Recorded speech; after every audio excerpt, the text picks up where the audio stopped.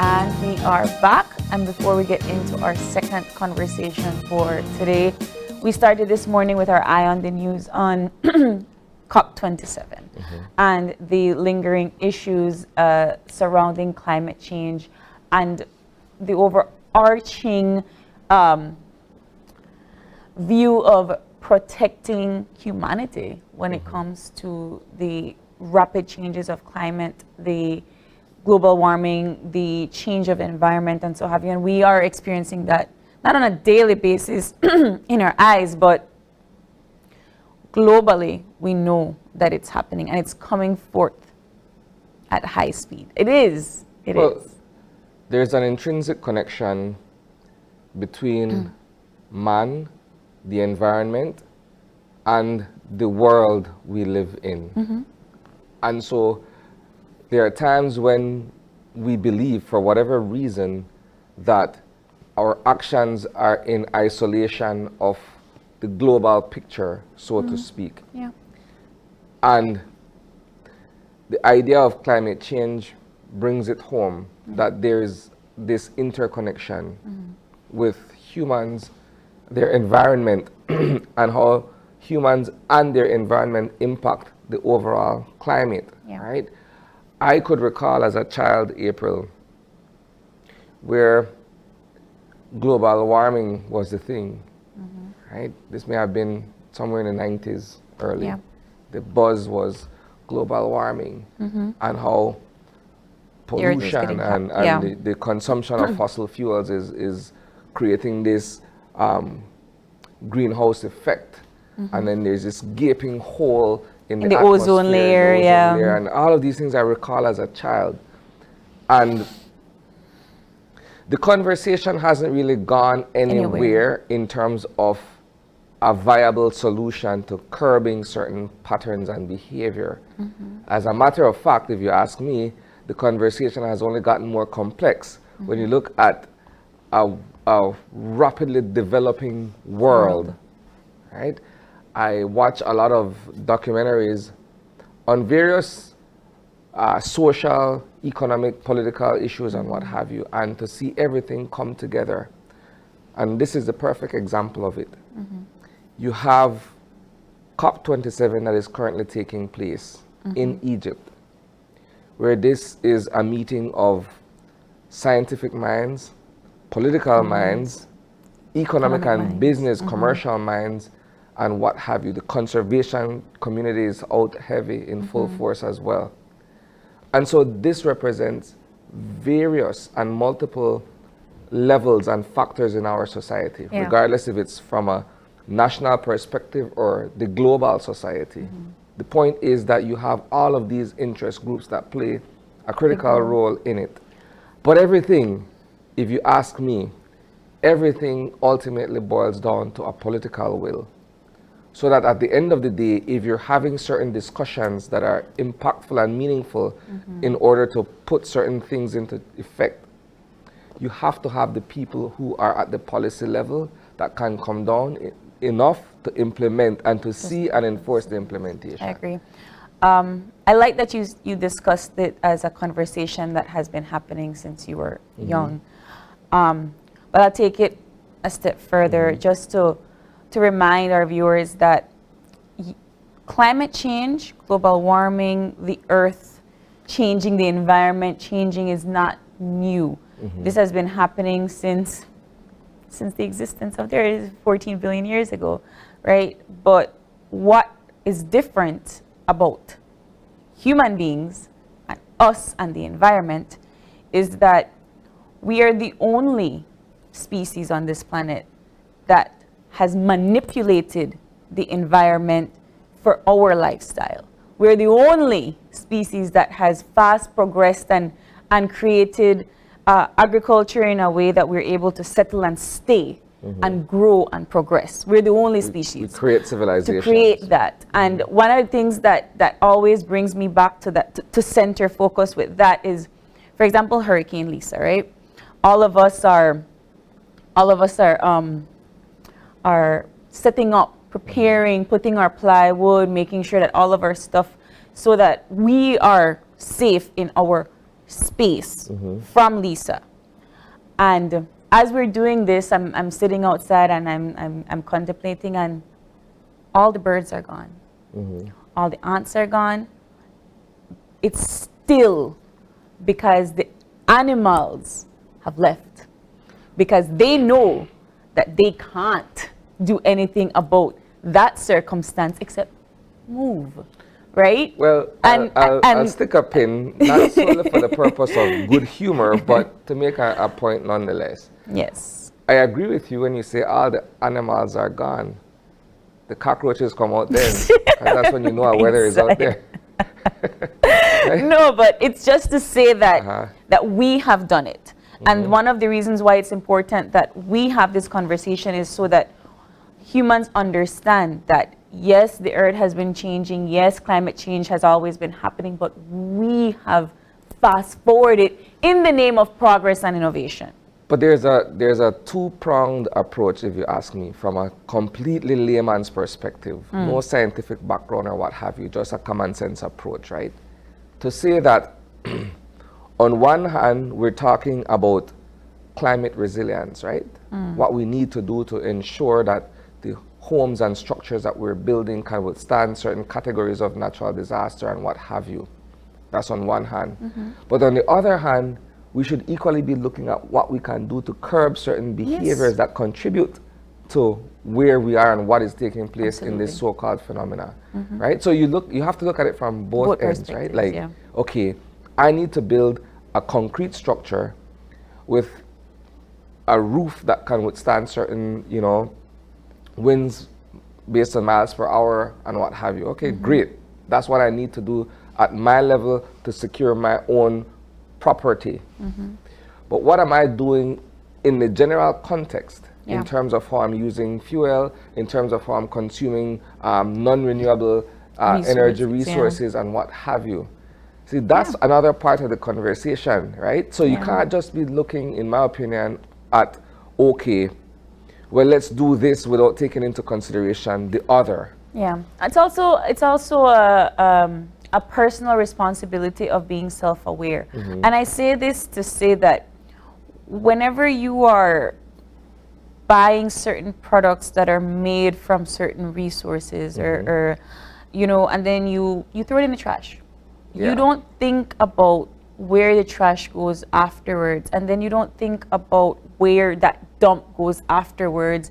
You don't think about the amount of greenhouse gases that are going into the ozone layer as you're burning certain plastics and resources and stuff. And I'm always curious about what happens next, because I don't know, right? I have like OCD brain where I need to be able to be fixated on everything that's happening, and I don't control things like that. So I don't know what happens after the garbage dump, the garbage truck takes my trash. And those are not things that I think we talk about enough, where the garbage goes afterwards, the piles of islands that have garbage mounds stacked on top.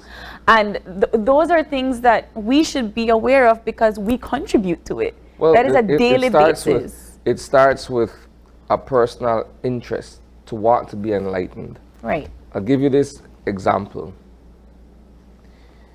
In my seat in a newsroom, I have to be able to think about certain topics and issues that become newsworthy. There's a certain value. So that last week we covered widely this massive undertaking where you have the local government bodies coming into Belize City to assist with trucking out tons of debris in the wake of Hurricane Lisa. And so I mentioned to my colleague, okay, it's a great initiative that you have Orinjoak Town Council and you have San Ignacio Centennial Town Council coming into Belize City to assist with this undertaking. But where does it all go?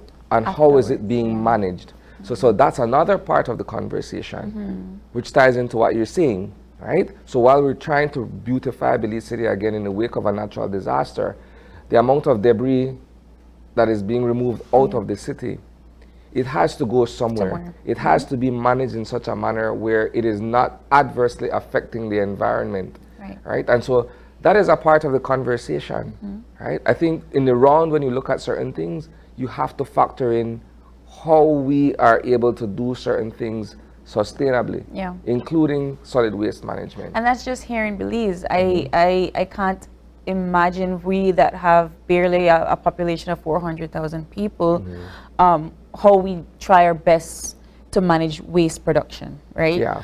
And it kind of goes hand in hand what we were talking about this morning and what we do in our part, because we have such a small population. So we are able to bring forth that kind of enlightenment through having this conversation on TV, having the conversation on social media and so forth. We're able to make our circle a little bit more aware. But that is just Belize. I don't know how that conversation takes on in Mexico or in Malaysia or in Senegal, other part of the you know, world, and so all of these other places that probably are having the same issues that Belize has, which allows us to put everything back together to create the full circle picture here, where that very conversation or aspects of that very conversation are being discussed presently in Egypt, right? And so that being the case, the conversation that we're about to hear, which is a dialogue, I won't call it so much an interview as it is a conversation being held between Dwayne and the CEO, Kenrick Williams, to discuss where Belize falls in all of that and what all of this means for us. Because at the end of the day, while there is international discourse taking place on a particular issue, we need to be able to localize it to see how best we can make certain changes, right? Absolutely. And so that being said, what we'll do right now, we'll go to an interview that was pre-recorded earlier between my colleague Dwayne Moody and the Chief Executive Officer for the Ministry of Sustainable Development et al., Dr. Kenrick Williams.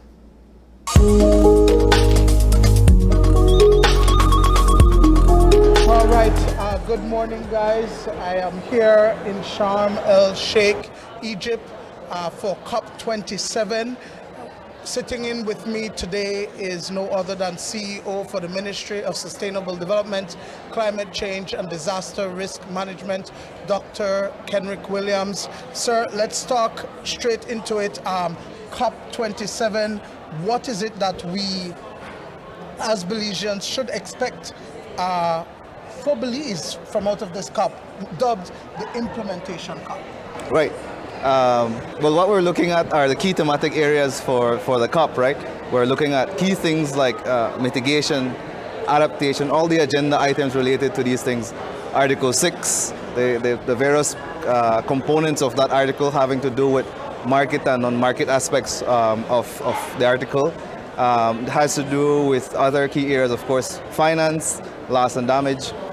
This COP is really looking at, it's the implementation COP, but it still has a lot to do with unpacking some of the rules, unpacking some of the state of play as it relates to these components, right? So for example, loss and damage, how will we treat with loss and damage? How do we even define loss and damage? It's going to be important that as a country we get, yes, loss and damage on the agenda, and for developed countries to look at loss and damage and the financing facilities for loss and damage. But it's also going to be important that as the negotiations continues over the next week or so, that we're talking about, we're not including things like liability and compensation and stuff like that, that drives the discussion, that divides the discussion really. We're trying to promote some mechanism that gets us a bit closer to the financing that we need for loss and damage. So Belize as a country is helping to lead the discussion in terms of loss and damage for CARICOM, for EOSIS and other countries. You know, one of the things that we've seen is that Belize has been on these committees, or at least we've had representation on these committees to discuss just that and to ensure that, you know what, we're not only talking for ourselves, but we're talking for regions. Let's talk about that, seeing that we've been able to, within a year, get our people in the position to make these decisions. Right, that was an important aspect of our engagement at COP. it's not just to come here, listen, and sit in the back seat. We had to get in the driver's seat. One of the important objectives of Belize's participation in COP is one, build capacity, two, scale up Belize's participation, and three, lead the process, right? Because Belize has been a leader in many response, in many aspects, but we don't get on the head table and sort of lead the discussion, and so that was critical. And so we have, of course, for some time we've had Ambassador Felsen, Ambassador Fuller leading some of this discussion, but now including our young people, or young negotiators. We have Mr. Colin Mathis, our Deputy Chief Climate Change Officer. He's leading the discussion for AOSIS on mitigation. Mr. Dalma Girhalva, she's leading the discussion for AOSIS on transparency. Mr. Sumit Betancourt leading the discussion for us in terms of Article 6 and the market and non-market mechanism. It is important that our people are leading this discussion because they have direct implications for Belize. And so if we can lead and drive the discussion, then we can ensure that we backstop the interests of Belize in the negotiations. You know, earlier last week, we had an interview with respect to this undertone that was reflecting that carbon credits was a big deal. Where are we in terms of Belize and getting to that point where we can sell those carbon credits? That's a very complex question. So there's two sides of it. The side that we're looking at, the Article 6, there's Article 6.2, 6.4 that has to do with the sovereign ownership and treating with these credits and the framework and mechanism that you manage these carbon credits that are generated. There's an aspect of the whole voluntary market and how do we ensure that, or allow for private sector to participate in the whole carbon credits and the whole market system. And then of course the capacity building component. Now, as it relates to Belize, we have made a lot of progress in the forest sector. So under the Red Plus project, we have gone through the process of assessing, valuing, and verifying our credits in the forest sector. And so we now have a sense of how much credits we have, and we have a sense of the potential framework that we need. We need to set up a registry, a type of database that we use to sell these credits and make sure that they're compliant with the mechanism. So for example, there are cancellations, that there's no double counting, that there's transparency in the market. Because this is a new market, a hot market, and so there's a lot of speculation, there's a lot of hot air, a lot of things being pumped into the market that can really distort it. So in the negotiation side, we're fighting to make sure that there's a rigid market that is transparent, it's accountable, and all of these things. But for the side of Belize, we're ready to play. We're ready to engage in the market and sell credits, and then use that money to finance and support Belize's long-term sustainable development. So basically, it's just that the mechanism is not there as yet, but we're ready in terms of prepared with what we have in terms of the sink that we're affording, that we can afford to people, right? Right. So it's not fully there, but there are some opportunities that will allow us to get in the market, that starts to engage in the market. So while it's new, we still have an opportunity to engage in credit sales. We're in the process of developing a registry that we need, again, to meet the UNFCCC requirements, setting up the institutional framework. So if you have a project, how do you engage in the process in Belize? Again, similarly in Belize, it can't be speculation because nationally we would distort the market, we will mess up the market. So the whole background mechanism in Belize, looking at the legislation, the framework, who does what, where does the Forest Department comes in versus the National Climate Change Office and the Ministry of Finance. And so we're working out those in the back end so that we can engage and play in the market. And so now, sir, based on what I understand, this week, which is the final week of COP27, there are high-level meetings that will take place. Let's talk about that. What takes place this week, right? This week is essentially now, over the last 2 weeks, we had the negotiators or technical experts engaging in these thematic areas, in Article 6, in climate finance, in loss and damage, in mitigation, in adaptation.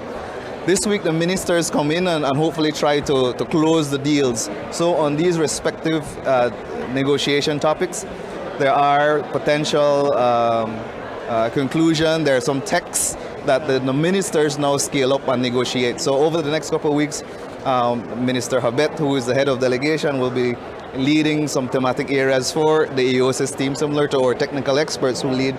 And I think that discussion is ongoing as we speak, what area Minister Habet will lead CARICOM and support AOSIS on as we go through the week.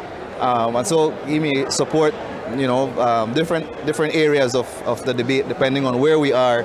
So for example, we've made some good progress on transparency. And transparency, for clarity, has to do with our reporting, right? How we report to the UNFCCC in terms of meeting our NDC commitments. That is important because everybody has to have the same way that we report, or at least a clear methodology in how we report. If we say we're going to meet this 1.5 globally, then we all have to kind of have a similar framework in which we are reporting that. But they've made a lot of progress, and I think they have some conclusive text on, of course, loss and damage, one of the hot topics on climate finance. I think we're going to have several ministers that are going to try to drive home some key points for developing countries, for CARICOM, for AOSIS. They have to kind of hammer home some important points as it relates to our national interests.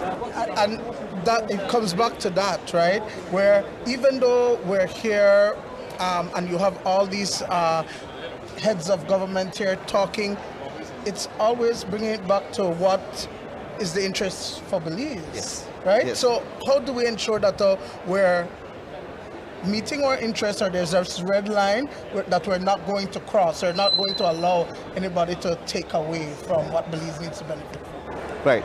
So you notice the first thing that we did today at 8 o'clock was for our delegation to meet, to establish Belize's red lines, right? That then went on to a meeting of the CARICOM ministers. Minister Habet and others were briefed on the CARICOM position and their red line. Tomorrow we have the AOSIS position and their red lines.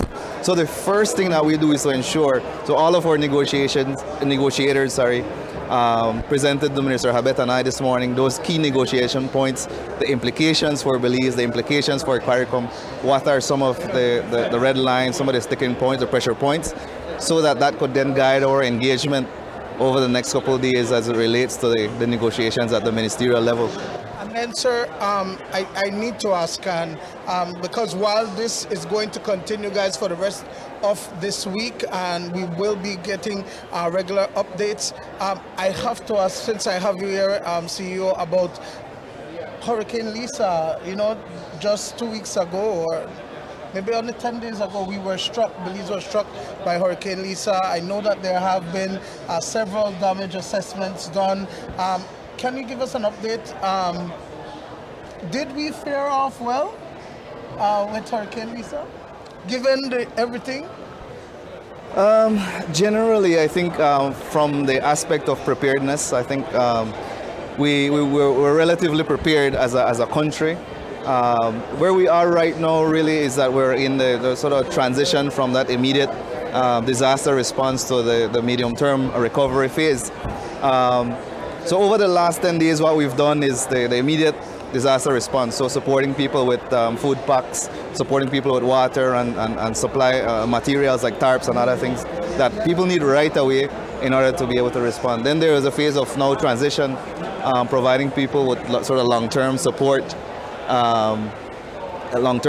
to continue the path of recovery. But I think one of the biggest things about this hurricane that continues to be said is the community response, right?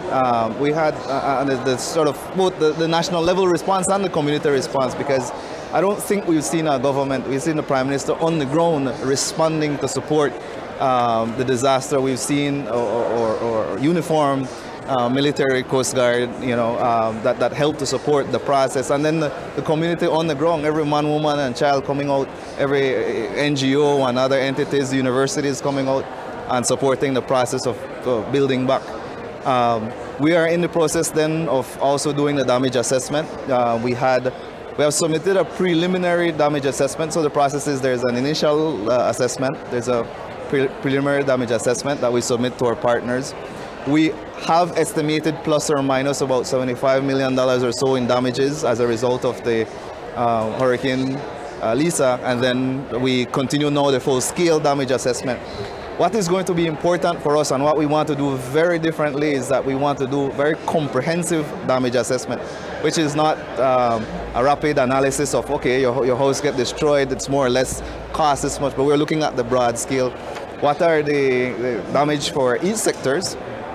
So we're going to do some, we're going to use some methodology, the housing and building damage assessment tool from the United Nations Development Program, the UNDP, for example, do a full-scale assessment, because it can't just be building back, but it has to be building back better. So how do we ensure that the damage assessment influence things like codes and standards and that type of thing going forward? We have to look at the kind of broader damage and loss assessment that looks at, you know, social implications, mental implications. There are some of these things that, you know, you can't just look at it and say, okay, this is a damage, because there's no physical damage, but there's some inherent damage that you can't value right away. So we look at a broad scale of assessment so that it can continue to inform recovery, economic recovery, social recovery in the long term. So we're hoping that this comprehensive tool will influence recovery in the long term. So you're talking basically about the resilience of the country. But there are some who might say, you know what, we can't wait that long. We need immediate assistance. How do we balance both? Yeah, I think the responsibility of government is to do both. We have to support immediate recovery and at least support people to be in a position that they're safe, that they're able to access the basic needs and stuff like that. You would notice that government is providing, you know, short-term housing and support for people who've lost their house totally. We continue to provide the food support, the pantry support to those who've been affected. So that support continues. But and we're looking at how, as a government, of course, and the various ministries can speak to this in more detail. But at least from a broader disaster response side, how is it that anything that we do, again, there's a resilience built into it? No, Belize don't have the money. That is why we talk about things like loss and damage. We don't have the money to go back and say we can build, you know, all of these houses to scale, to standards and stuff like that. But to engage our regional partners, to engage the IFIs, we must have a comprehensive assessment to support that, and not just talking about the top of our heads and say more or less this are the costs or this are the impacts because we want money, but this is how we're going to do it. This is how we're going to do it different. This is how we're going to do it more resilient, so that the next category 3, you know, that's where our concern are. That's where the thresholds are, not category 1, not tropical storm. Because you'd see that the impacts that we suffer from a category 1, people say, well, that may feel like a category 3. It's not because it may feel like a category 3, it's because of the way our structures are built, because they're not resilient. These are the real fundamental issues. You know, that is a great point for us to close out this segment on. Basically, this is the importance of why we're here at the COP.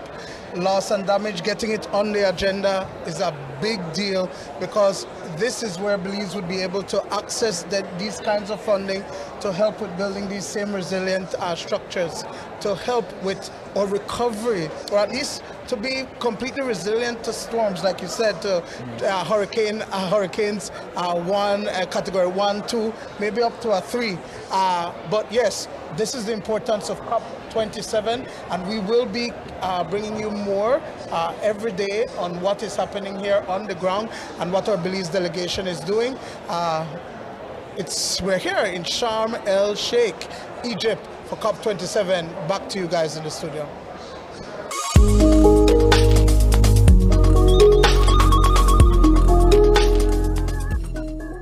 All right, so that was reporter Dwayne Moody, all the way from Sharm el Sheikh, Egypt, where he just had a sit-down interview with the Chief Executive Officer in the Ministry of Sustainable Development, where they were discussing Belize's role and, of course, its place in this global discourse, more so what it means for Belize as a country going forward in the context of everything that has to do with climate change.